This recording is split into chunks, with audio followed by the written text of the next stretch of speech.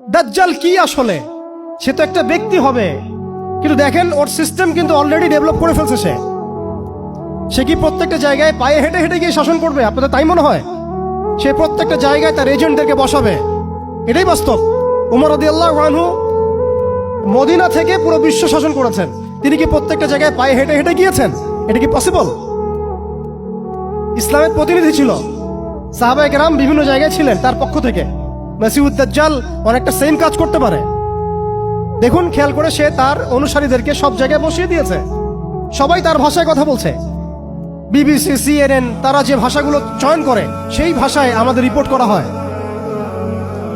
ওরা যে মিডিয়াগুলো, FBI, ওরা যে রিপোর্টগুলো প্রদান করে, ওই রিপোর্টের আলোকে আমাদের এখানে প্রশাসনিক বাহিনী কাজ করে। তারা যেভাবে ফাংশন করে সেইভাবে কাজ করা হয়। পুরো বিশ্বটা যেন একটা সিস্টেমের মধ্যে নিয়ে আসা হয়েছে। এটাই হচ্ছে একটা দাজ্জালীয় ওয়ার্ল্ড অর্ডার।